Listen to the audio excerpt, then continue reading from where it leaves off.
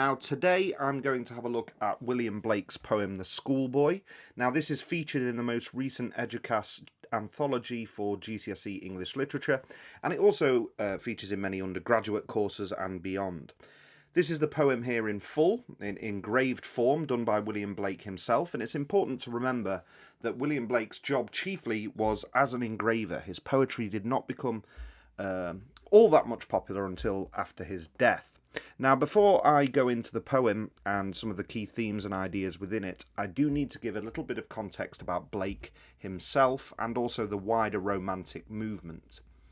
Now, it is really important to remember when reading this poem that Blake's views at the time were very controversial, and he is often considered a very rebellious and unorthodox thinker. So, for example, he was a devout Christian, and much of his work was heavily influenced by the Bible, but he rejected organised religion. He thought that the monarchy and the church, two very powerful institutions at the time, were corrupt and abused their powers. He thought that they did much to propagate the poverty and destitution that was in London at the time. And he actually thought that they had a very negative effect, and particularly the church, on children. And this is really important for this poem. He criticised how children, in effect, were corrupted by society. He thought that they were torn away from their natural state of innocence, sort of like a reverse of the original sin. He thought that traditional formal education actually stifled the potential of children and did not help us as a society learn lessons from the natural world. He thought that formal education disregarded natural learning, which he was much more in favour of. Now, Blake is considered a romantic poet, one of the earliest romantic poets. Strictly speaking, he's a pre-romantic poet because he came much before really the movement got established. But it's really important to remember when we talk about romantic poetry, we are not talking about love all the time. Okay, the Romantics, broadly speaking, they were a group of poets who viewed freedom and the human imagination as the most important aspects of life. Not education, but emotion, the imagination, and creative freedom. They had a dislike for the urban environment in general, and childhood and nature were seen as a source of comfort and inspiration. And and this sort of innocent state of children is a really important theme that runs through much of Blake's work. Emphasis is often placed in romantic poems on emotions over logic, reason, and rationality, and these emotions can include both joy and intense sadness. And they hated the idea of being governed by established and corrupt rules. Blake, in particular, a good word to associate with Blake is anti-authoritarian, pushing back on sources of authority. I've already mentioned the church and the monarchy, but he also viewed the very sort of strict formal ways of educating as a form of authority as well. So bringing in words like anti-authoritarian when describing Blake, they're always good ones to use. This poem is from a collection of poems called The Songs of Innocence and Experience. Blake wrote a collection of poems called The Songs of Innocence and a collection of poems called The Songs of Experience, which he then merged together to create one volume. And as it says here, these poems are to show the two contrary states of the human soul. Now, both of these poems came with their own engraved covers, done by Blake himself. And if we look at the Innocence side on the left-hand side, you can see here children being at one, both with their mother and also being one with nature. We see some quite bright, vibrant colours being used, and really this image represents new life, childhood and nature in unison, being together.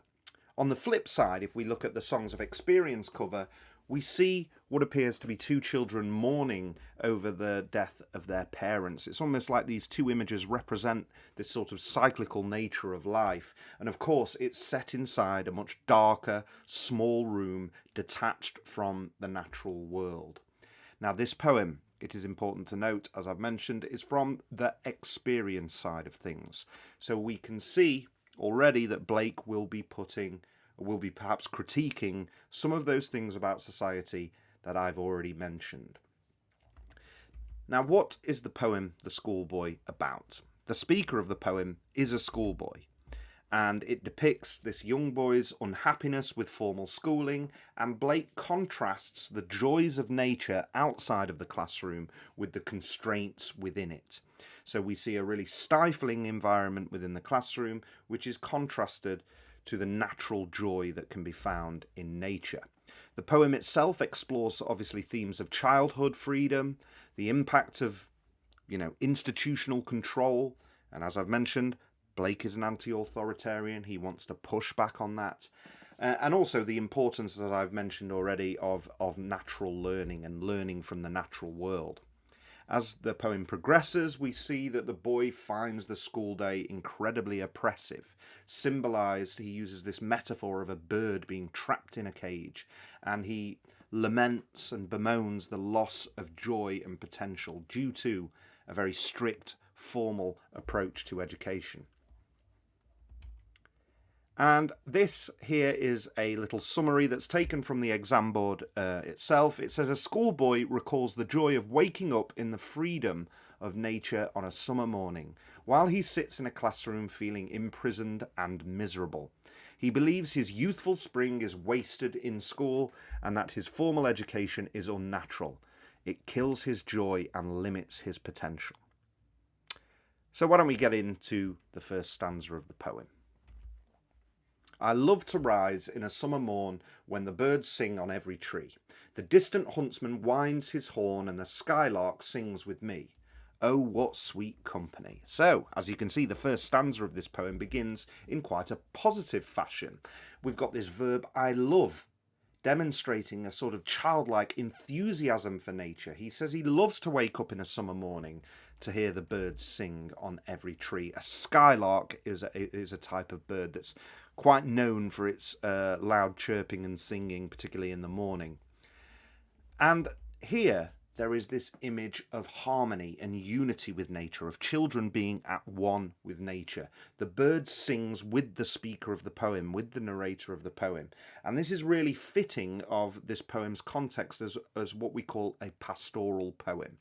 A pastoral poem, quite simply, is a poem that idealizes rural life in the countryside, and it emphasizes the beauty of the countryside in the rural setting. Pastoral poems can very often contrast this with urban life as being quite constricting and oppressive. So a nice little buzzword for you to include there in any of your essays is the pastoral poem. This just basically means, like I said, a poem that emphasizes the beauty of rural life and the natural world. So there is this image of harmony that starts off this poem. Notice the use of the exclamative there at the end of the stanza, showing a really quite strong, personal, emotive and emotional voice. As I've mentioned there, I was one step ahead of myself. So moving on to the second stanza, we see things shift quite quickly. But to go to school in a summer morn, oh, it drives all joy away. Under a cruel eye outworn, the little ones spend the day in sighing and dismay. So we immediately see a shift, a tonal shift, what can be considered a volta, a change in tone and mood.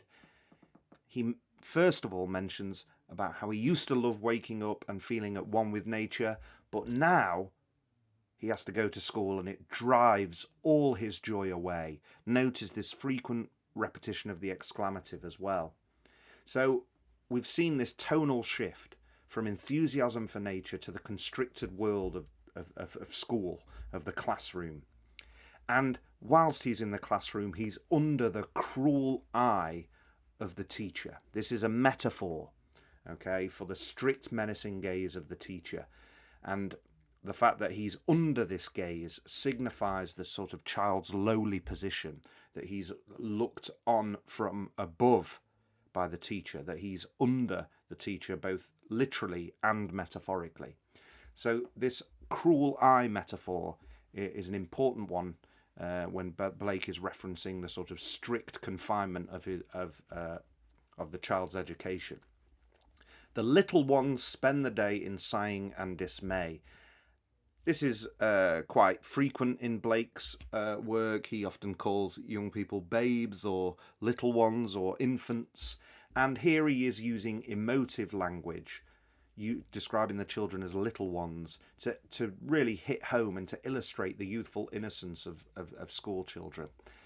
And notice how the previous singing has now gone to sighing.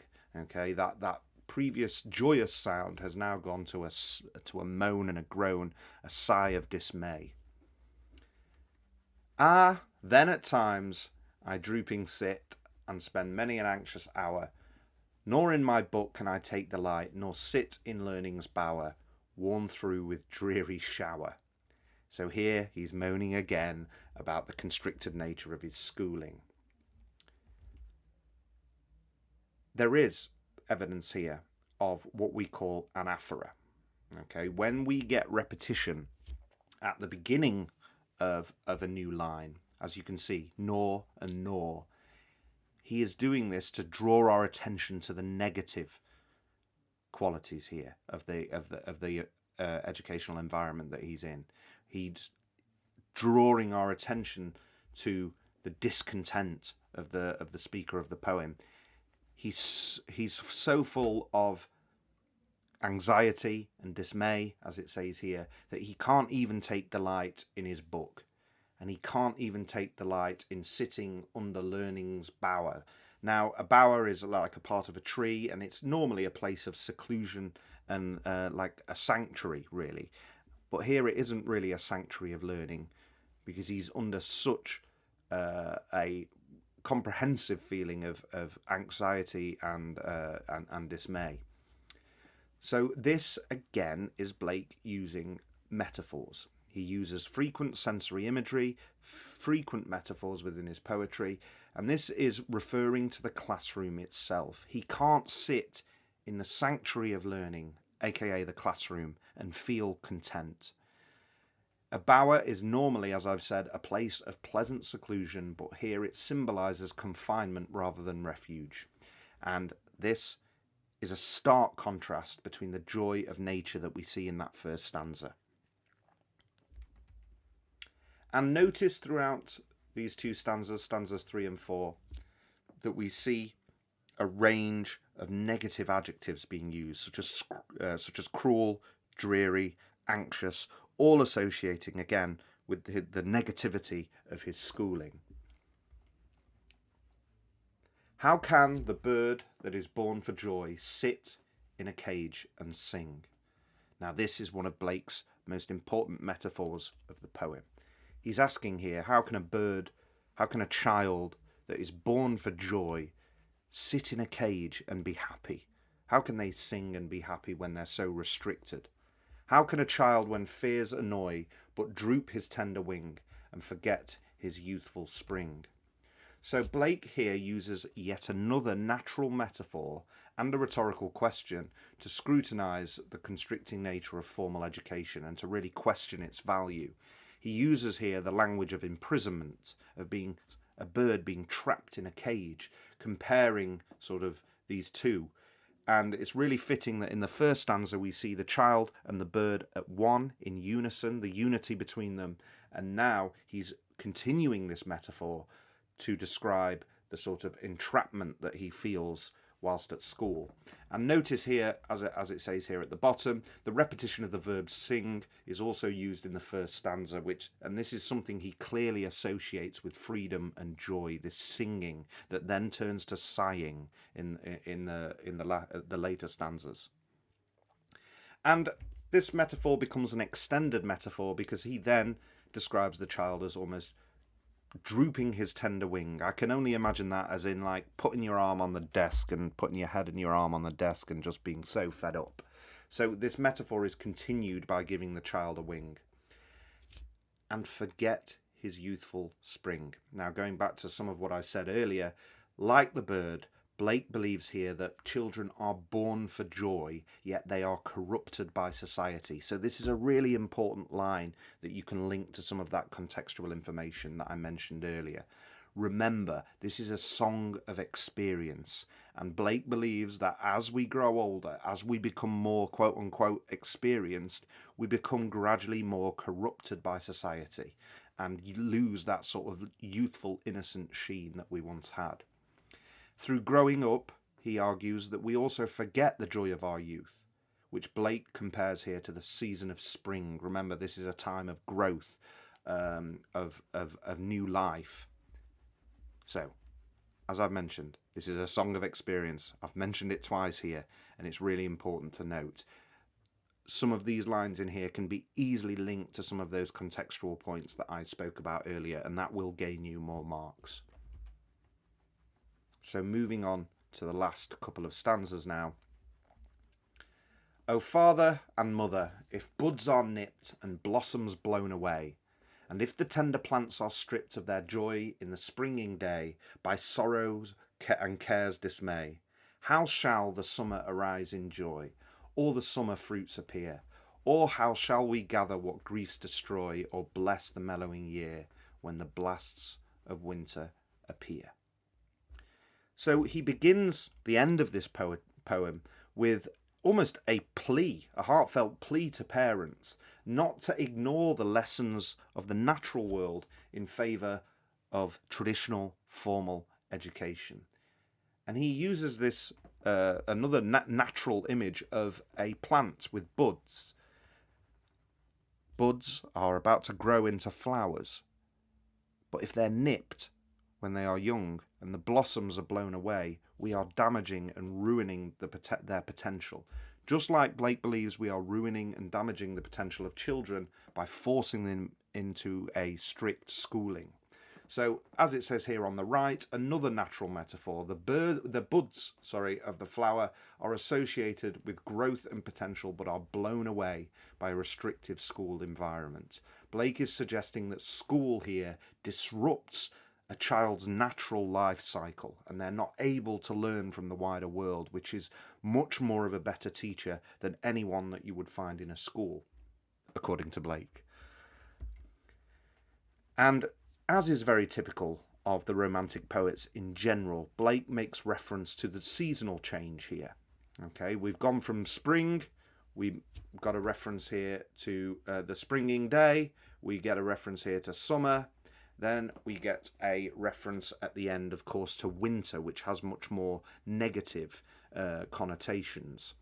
Blake makes reference to these seasonal changes and speculates on how humans are supposed to cope with winter, i.e. growing old, growing experienced, when they have no joy in their springing day, in their youth.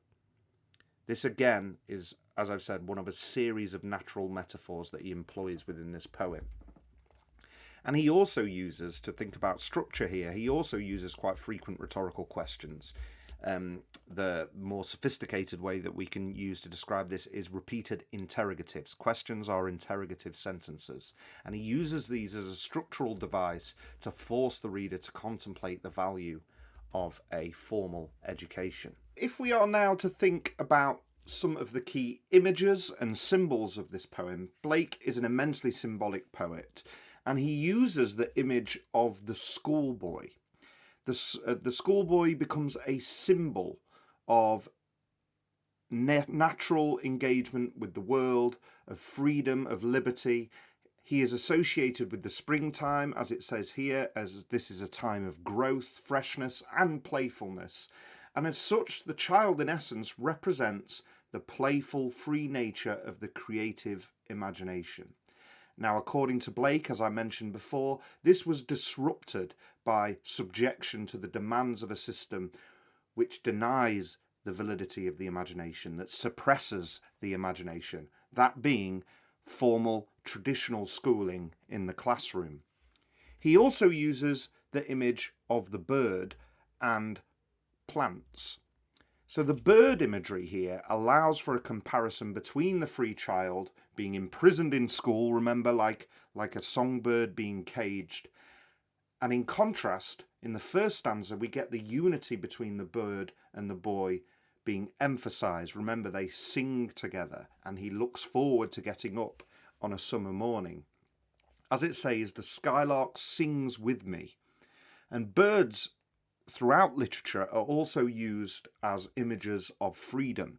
Their capacity for flight and for song makes them appropriate images for the creative imagination. Both the boy and the bird represent the caging and entrapping of the imaginative vision. So on a much deeper level, this poem explores how society can suppress and dumb down, essentially, our creative imagination through oppressive forces, so to speak. And then finally, we get this image of the plant. Now, this plant imagery is applicable to both the boy's present and future. The young plant, just like the young child, is vulnerable and tender and needs almost nursing and guiding to a better future. And he believes that this cannot be done in the usual school setting. So the way it and the child is treated at this stage suggests that it has a later capacity to bear fruit. Now, in the final stanzas, he speaks about how can we bear winter when we've not had the joy of the spring. We've not had this time to cultivate and our fruit, our bounty, so to speak. So just as food is gathered in autumn, is necessary to ensure survival through the winter, so experiences of joy and the freedom of the imagination are necessary for a person's capacity to live well and survive in the inevitable griefs of life. So, zooming out of the specifics here, a general point that you can make about this poem that is really good is that it uses a series of natural metaphors to explain the sort of oppressive impact of society on a young person. And the most important of these being the image of the bird and the image of the plant. And remember, the schoolboy and the bird are both symbolic of freedom. But as we see in this poem, this is freedom that is restricted. That metaphor of being like a bird in a cage is a really, really important one within this poem. Now, just to finish up on a bit of form and structure, as you can see, this poem consists of 6 stanzas, each consisting of 5 lines. Now, we call these quintets. You may have heard of a couplet that's 2 lines, a tercet is 3 lines, a quatrain is 4 lines, and a 5-line stanza is called a quintet. The dominant rhyme scheme within this poem is A, B, A, B, B. Now, this is there to symbolise the monotony and drudgery of the school day and the fact that it's quite relentless and ongoing and very boring and very similar. Each stanza also ends with a rhyming couplet, which again highlights this strict regimentation of formal schooling. So the strict rhyme scheme and the consistent rhyme scheme is there to reflect that monotony of the school day. Also within this, linking back to some of the stuff I spoke about it being a song of experience, this consistent rhyme scheme creates a really consistent rhythm, which is fitting of its context as a song of innocence. And widely speaking, in most Blake poems, or most particularly some of the more famous ones, a really good point about Blake is that there is very often a sharp contrast between the simplistic form that he employs and the very, very serious content that he explores. So many of his poems are about deep social issues such as poverty, destitution, but they're written in a very simplistic and almost childlike form, which really does hit home its intent as a song, more broadly speaking. You will find that many editions, and I think the edition in your in the Eduqas Anthology doesn't contain the rhetorical questions or the question marks. It contains the questions, but not the question marks. Now, as it says here at the bottom, some editions do omit the question marks from publication, just like in Blake's original engraving. Now, he is still asking interrogatives. He is still asking questions grammatically. But the omission of these question marks perhaps suggests that to Blake, these aren't really questions. These are statements of fact. How can a bird sing when it is caged? He's not maybe asking us that question. He's telling us it's impossible for a bird to sing when it is caged, for example. So it's worth noting that he is asking these questions, but if the question mark is omitted from your edition, then one thing you can perhaps say about this is that he is, the poet Blake, is suggesting that these questions are not really questions at all. They are statements of fact. I would be tentative when saying that, but it's a point that you could potentially make. Now, finally, I just wanted to end with a little bit of context, particularly for those who are aiming for a grade 7 and above. Now, this is a little bit about this philosopher called Jean-Jacques Rousseau, who was a Swiss philosopher, and he greatly influenced the work of Blake. They didn't agree on everything, but he was a very, very influential philosopher and thinker, both in politics, and he also wrote quite extensively about children and schooling. So within this poem, it could be said that Blake is advancing the philosophy of Jean-Jacques Rousseau. He was a Swiss philosopher, and he was very much the chatter and talk of London in the 1760s. Blake's poem here reflects Rousseau's view that children should receive minimal formal education, as it can suppress and disrupt their natural joy and potential. And this is something obviously we see very, very clearly in the poem. Jean-Jacques Rousseau was a philosopher that believed greatly in human freedom and the creative imagination. And he wrote quite extensively about how formal education can disrupt a child's sort of natural life cycle. And this is something that's echoed in Blake's poem. Both Rousseau and Blake saw childhood as this state of innate innocence and spiritual energy that is corrupted by society and its structures, and by formal education, because that is a tool of the corrupting society. Blake's poem contrasts the freedom of childhood, as that we've seen in nature, with the restrictions of the classroom. So remember, going back to that bird in a cage image that kind of summarises that brilliantly. And this is where a child feels caged and unable to express his natural enthusiasm, much like a bird born for joy is confined in a cage. So remember, those parallels between the boy and the bird are really important here. And Blake's poem also illustrates the negative impact of a system that disregards natural learning from the wider world, which leads to unhappiness and then disengagement from the speaker of the poem, the schoolboy, and this sort of slow, steady march into a world of experience and repression.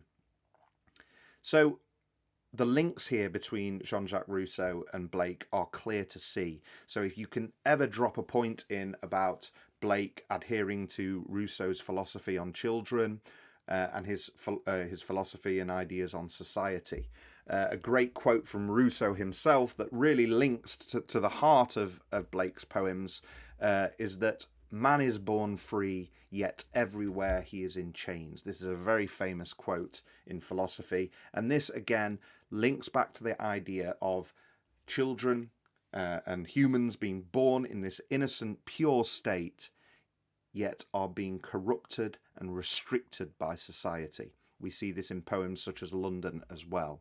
So any links there that you can make between the idea of Blake adhering or advocating Rousseau's philosophy would also be a good one to add into your exams, and particularly if you're aiming for a 7 or above in your GCSEs.